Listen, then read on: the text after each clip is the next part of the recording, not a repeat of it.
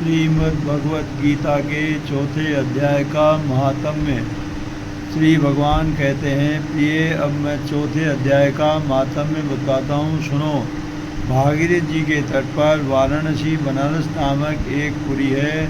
वहाँ विश्वनाथ जी के मंदिर में भरत नाम के एक योगनिष्ठ महात्मा रहते थे, जो प्रतिदिन आत्मचिंतन में तत्पर हो आदरपूर्वक गीता के चतुर्थ अध्याय का पाठ किया करते थे। उसके अभ्यास से उनका अंतःकरण निर्मल हो गया था। वे शीत उष्ण आदि द्वंद्वों से कभी व्यथित नहीं होते थे। एक समय की बात है, वे तपोधन नगर की सीमा में स्थित देवताओं का दर्शन करने की इच्छा से भ्रमण करते हुए नगर से बाहर निकल गए। वहाँ बेर के 2 वृक्ष थे। उन्हीं की जड़ में वे विश्राम करने लगे। एक वृक्ष की जड़ में उन्होंने अपना मस्तक रखा और दूसरे वृक्ष के मूल में उनका एक पैर टिका हुआ था। थोड़ी देर बाद जब वे तपस्वी चले गए, तब बेर के वे दोनों वृक्ष 5 ही दिनों के भीतर सूख गए। उनमें पत्ते और डालियां भी नहीं रह गई। तत्पश्चात वे दोनों वृक्ष कहीं ब्राह्मणों के पवित्र गृह में 2 कन्याओं के रूप में उत्पन्न हुए। वे दोनों कन्याएं जब बढ़कर 7 वर्ष की हो गई, तब एक दिन उन्होंने दूर देशों में घूमकर आते हुए भरत मुनि को देखा। उन्हें देखते ही वे दोनों उनके चरणों में पड़ गई और मीठी वाणी में बोली, मुने, आपकी ही कृपा से हम दोनों का उद्धार हुआ है। हमने बेर की योनि त्याग कर मानव शरीर प्राप्त किया है।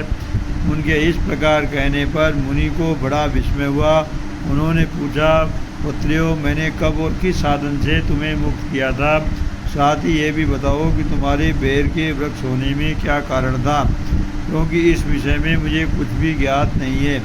तब वे कन्याएं पहले उन्हें अपने बेर हो जाने का कारण बताती हुई बोली, मुने, गोदावरी नदी के तट पर छिन्न पाप नामक एक उत्तम तीर्थ है, जो मनुष्यों को पुण्य प्रदान करने वाला है। वह पावनता की चरम सीमा पर पहुंचा हुआ है। उस तीर्थ में सत्यतपा नामक एक तपस्वी बड़ी कठोर तपस्या कर रहे थे। वे ग्रीष्म ऋतु में प्रज्वलित अग्नियों के बीच में बैठते थे। वर्षा काल में जल की धाराओं से उनके मस्तक के बाल सदा भीगे ही रहते थे तथा जाड़े के समय जल में निवास करने के कारण उनके शरीर में हमेशा रोंगटे खड़े रहते थे। वे बाहर भीतर से सदा शुद्ध रहते थे। समय पर तपस्या करते और मन और इंद्रियों को संयम में रखते हुए परम शांति प्राप्त करके आत्मा में ही रमण करते थे। वे अपनी विद्वता के द्वारा जैसा व्याख्यान करते थे, उसे सुनने के लिए साक्षात ब्रह्मा जी भी प्रतिदिन उनके पास उपस्थित होते और प्रसन्न करते थे। ब्रह्मा जी के साथ उनका संकोच नहीं रह गया था, अतः उनके आने पर भी वे सदा तपस्या में मग्न रहते थे। परमात्मा के ध्यान में निरंतर संलग्न रहने के कारण उनकी तपस्या सदा बढ़ती रहती थी। सत्य तपा को जीवन मुक्त के समान मानकर इंद्र को अपनी समृद्धिशाली पद के संबंध में कुछ भय हुआ।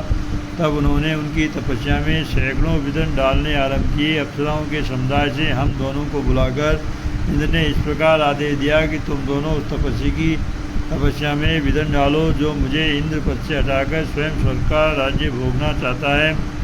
इंद्र का ये आदेश पाकर हम दोनों उनके सामने से चलकर गोदावरी के तीर पर, जहाँ वे मुनि तपस्या करते थे, आई। वहाँ मंद एवं गंभीर स्वर से बजते हुए मृदंग तथा मधुर वेणुनाद के साथ हम दोनों ने अन्य अप्सराओं सहित मधुर स्वर में गाना आरंभ किया। इतना ही नहीं, उन योगी महात्मा को वश में करने के लिए हम लोग स्वर, ताल और लय के साथ नृत्य भी करने लगी। बीच बीच में जरा जरा सा अंचल खिसकने पर हमारी छाती भी दिख जाती थी। हम दोनों की उन्मत्त गति काम भाव का उद्दीपन करने वाली थी, किंतु उसने उन निर्विकार चित्त वाले महात्मा के मन में क्रोध का संचार कर दिया। तब उन्होंने हाथ से जल छोड़कर हमें क्रोधपूर्वक श्राप दिया, अरे तुम दोनों गंगा जी के तट पर बेर के वृक्ष हो जाओ। ये सुनकर हम लोगों ने बड़ी विनय के साथ कहा, महात्मन, हम दोनों पराधीन थी, अतः हमारे द्वारा जो दुष्कर्म बन गया उसे आप क्षमा करें। यूँ कहकर हमने मुनि को प्रसन्न कर लिया। तब उन पवित्र चित्त वाले मुनि ने हमारे शापोद्धार की अवधि निश्चित करते हुए कहा, भारत मुनि के आने तक ही तुम पर यह शाप लागू होगा। इसके बाद तुम लोगों का मृत्यु लोक में जन्म होगा और पूर्व जन्म की स्मृति बनी रहेगी। मुने, जिस समय हम दोनों वेद वृक्ष के रूप में खड़ी थी, उस समय आपने हमारी समीप आकर गीता के 4थे अध्याय का जप करते हुए हमारा उद्धार किया था। अतः हम आपको प्रणाम करती हैं। आपने केवल शाप से ही नहीं, इस भयानक संसार से भी गीता के 4th अध्याय के पाठ द्वारा हमें मुक्त कर दिया। श्री भगवान कहते हैं, उन दोनों के इस प्रकार कहने पर मुनि बहुत ही प्रसन्न हुए और उनसे पूजित हो विदा लेकर जैसे आए थे वैसे ही चले गए तथा वे कन्याएं भी बड़े आदर के साथ प्रतिदिन गीता के 4th अध्याय का पाठ करने लगी, जिससे उनका उद्धार हो गया। अतः 4th अध्याय। श्री भगवानवाद। एवं विवस्वते योगम प्रोक्तवान हम व्यम विवस्वान महे प्राहे मुनिरिक्ष्वा कवे ब्रवीत। एवं परंपरा प्राप्त मिमं राजर्षियो विदु स काल नेह महता योगो नष्टे परंतपे से एवायम मया यद योगम प्रोक्तम पुरातने भक्तोऽसि मे सखा चेति रहस्यम होदुतम मम। अर्जुनवाच। अपर भवतो जन्म परम जन्म विवस्वते कथमेत द्विजाज्ञाम स्वमादो प्रोक्तवानिति। श्री भगवानवाच। पैनि मे व्यतीतानि जन्मानि तव चार्जुने तान्यहं वेद सर्वाणि न त्वं वेद परन्तपे। अजोऽपि सन्निवेदात्मा भूतनामीश्वरोऽपि सन् प्रकृति स्वामधिष्ठाये संभवामतिमायया। यदा यदा हि धर्मस्य ग्लानिर्भवति भारत अभ्युत्थानम् अधर्मस्य तदात्मानं सृजाम्यहम्। परित्राणाय साधूनां विनाशाय च दुष्कृतां धर्म संस्थापनार्थाय संभवामि युगे युगे। जन्म कर्म च मे दिव्यमेयं यो वेत्ति तत्त्वतः त्यक्त्वा देहं पुनर्जन्म नेति मामेति सो अर्जुन। वीतराग भय क्रोधा मन्मया मामुपाश्रिता बहवो ज्ञान तपसा पूता वद्मा वा गता। ये यथा मा प्रपदन्ते तातस्ते पजाम्यहं मम वर्तमानुवर्तन्ते मनुष्या पार्थ सर्वशः। आंक्षते कर्मणां सिद्धि यजन्त इव देवता क्षिप्रं हि मानुषे लोके सिद्धिर्भवति कर्मजा। चतुर्वर्ण्यं मया षष्ठं गुणकर्म विभागशः तस्य कर्ता ब्रह्मपि वा विद्ये कर्तां व्ययम्। न मा कर्माणि लिम्पन्ति न मे कर्मफले स्पृहा इति मा यो विजानाति कर्म भिन्न स बध्यते। एवं ज्ञात्वा कृतं कर्म पूर्वरपि मुमुक्षुभिः कुरु कर्मेव तस्मात् त्वं पूर्वतरं कथम्। किं कर्मेति कवयो यत्र मोहिता तते कर्म प्रवक्ष्यामि ज्ञात्वा मोक्षे शुभात्। कर्मणो हपि बोधव्यं च विकर्मण अकर्मण च बोधव्यं गहना कर्मणा गति। कर्मण्य कर्म से ये पदे पश्चेद कर्मणि से कर्म ये स बुद्धिमान मनुष्येषु स युक्त कत्स क्रम कृत। यस्य सर्वे समारंभा काम संकल्प वर्जिता ज्ञानार्धि दग्ध कर्माणम अमाहु पंडितम बुधा। त्यक्त्वा कर्म फलासंग नित्यतृप्तो निराश्रये कर्मण्यपि प्रवर्तोपि नैव किंचित् करोति स। निराशी अर्थचित्तात्मा त्यक्त सर्व परिग्रह शरीरं केवलं कर्म कुर्वाणमाप्नोति किल्बिषम्। यदृच्छालाभ संतुष्टो द्वान्तातीतो विमत्सर समय सिद्धावशि दोषे तत्वादीन निबध्यते। गत्संगस्य मुक्तस्य ज्ञानावस्थित चेतसे यज्ञायाचरते कर्म समग्रं प्रवलीयते। ब्रह्मार्पणं ब्रह्म हवि ब्रह्माग्रो ब्रह्मणाहुतं ब्रह्मैव तेन गन्तव्यं ब्रह्मकर्म समाधिना देवमा वा परे यज्ञं योगिनं परे पाशुदे ब्रह्माग्राव परे यज्ञं यज्ञेन वोपजुह्वति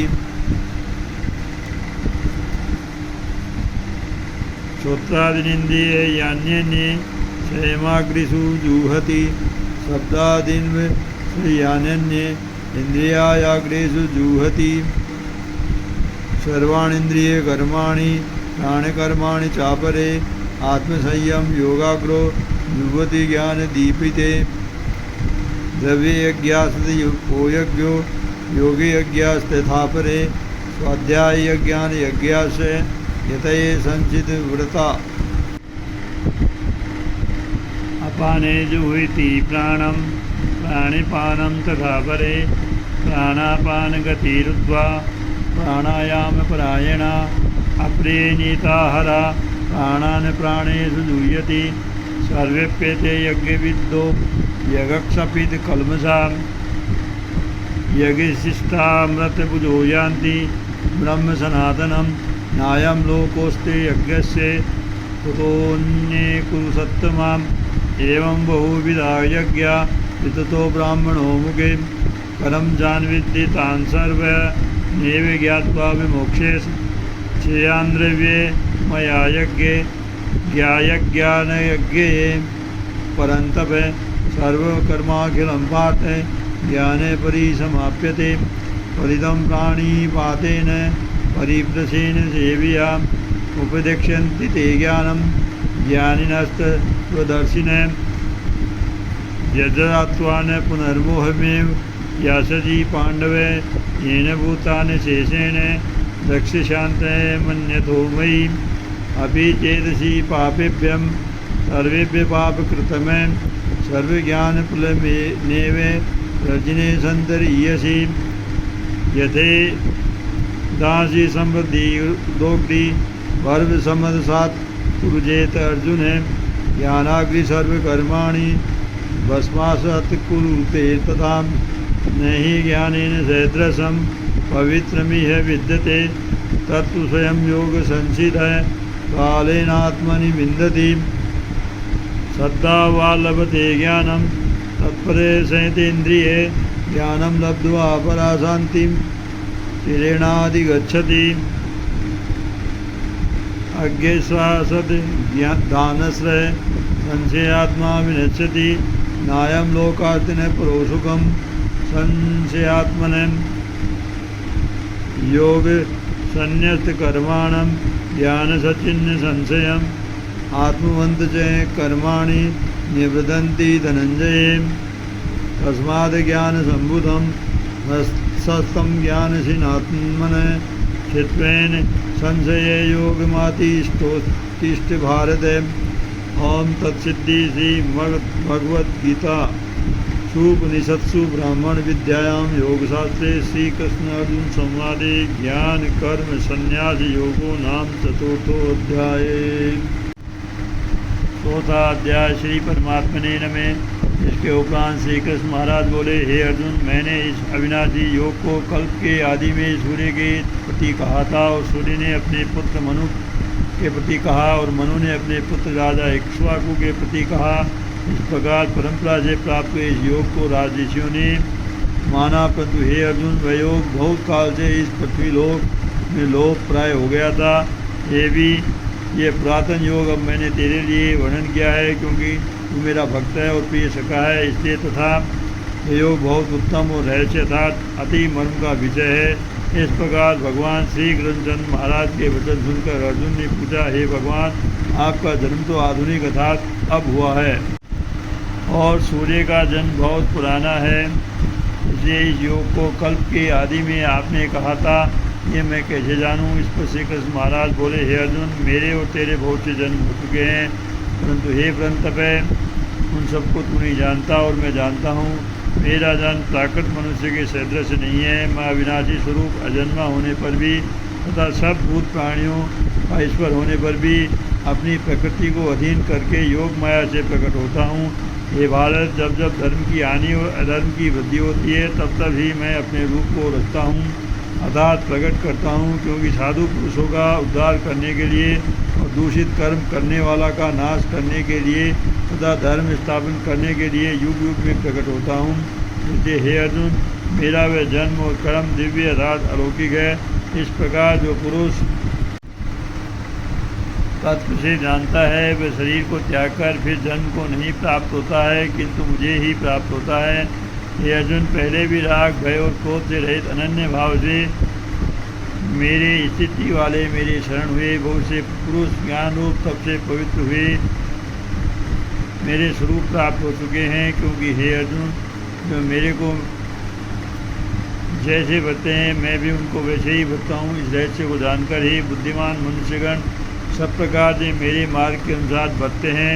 जो मेरे को तत्व से नहीं जानते हैं वे खुद इस मनुष्य लोक में कर्मों के फल को चाहते हुए देवताओं को पूजते हैं और उनके कर्मों से उत्पन्न हुई सिद्धि भी शीघ्र ही होती है, परंतु उनको मेरी ही प्राप्ति नहीं होती। इसलिए तू मेरे को ही सब प्रकार से बर।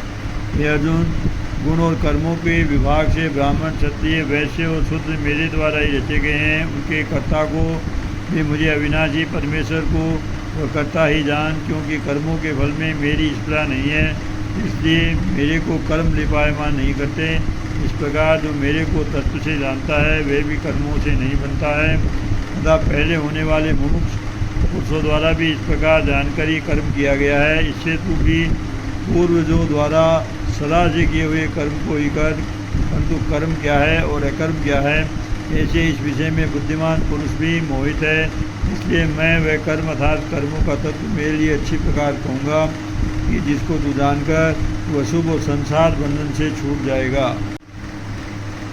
कर्म का स्वरूप भी जानना चाहिए और अकर्म का स्वरूप भी जानना चाहिए। निश्चित कर्म का स्वरूप भी जानना चाहिए, क्योंकि कर्म की गति गहन है। जो पुरुष कर्म में अर्थात अहंकार रहित की हुई संपूर्ण चेष्टाओं में कर्म अर्थात वास्तव में उनका न होनापन देखे और जो पुरुष अकर्म में अर्थात अज्ञानी पुरुष द्वारा किए हुए संपूर्ण क्रियाओं के त्याग में भी कर्म को अर्थात त्यागरूप क्रिया को देखे, वह पुरुष मनुष्य में बुद्धिमान है और वह योगी संपूर्ण कर्मों का करने वाला है।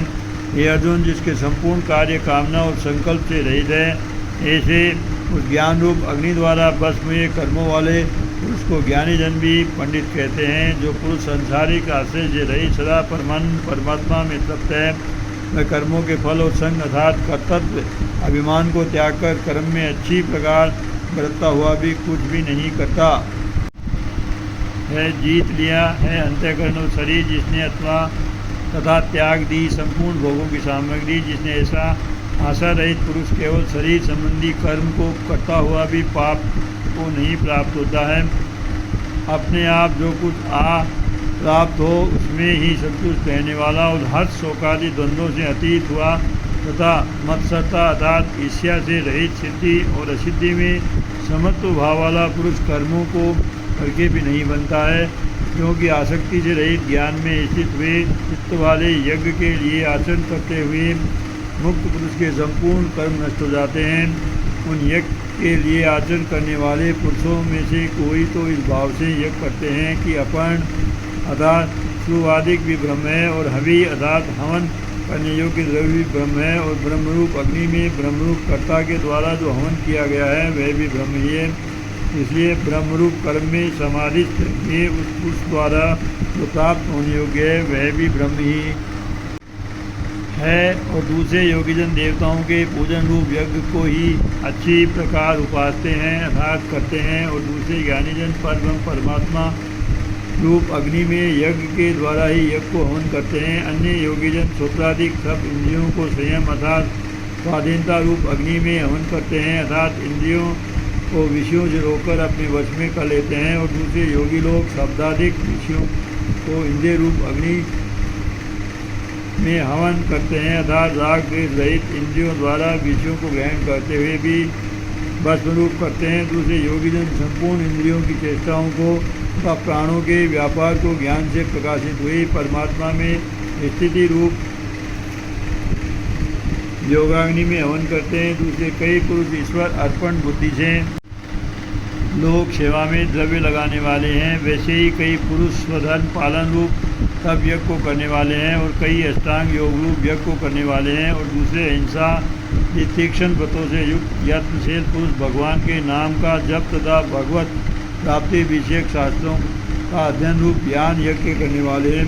दूसरे योगीजन अपान वायु में प्राण वायु को हवन करते हैं, वैसे ही अन्य योगीजन प्राण वायु में अपान वायु को हवन करते हैं तथा अन्य योगीजन प्राण और अपान की गति को रोककर प्राणायाम के परायण होते हैं।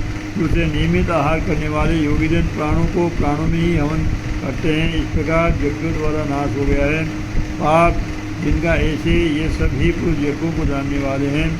हे कुरुश्रेष्ठ अर्जुन, यज्ञों के परिणाम रूप ज्ञानामृत को भोगने वाले योगीजन सनातन परब्रह्म परमात्मा को प्राप्त होते हैं, और यज्ञ रहित पुरुषों को ये मनुष्य लोग भी सुखदायक नहीं है, फिर परलोक जैसे सुखदायक होगा। ऐसे बहुत प्रकार के यज्ञ वेद की वाणी में विस्तार किए गए हैं। इन सब का शरीर मन और इंद्रियों की क्रिया द्वारा ही उत्पन्न होने वाले हैं। इस प्रकार तत्व से जानकर निष्काम कर्म योग द्वारा संसार बंधन से मुक्त हो जाएगा। हे अर्जुन, संसारिक वस्तुओं से सिद्ध होने वाले यज्ञ से ज्ञान रूप यज्ञ इस प्रकार श्रेष्ठ है, क्योंकि हे पार्थ संपूर्ण यावन मात्र कर्म ज्ञान में शेष होते हैं, अर्थात ज्ञान उनकी पराकाष्ठा है। इसलिए तत्व को जानने वाले ज्ञानी पुरुषों से भली प्रकार दंडवत प्रणाम तथा सेवा और निष्कपट भाव से किए हुए प्रसन्न द्वारा उस ज्ञान को जान।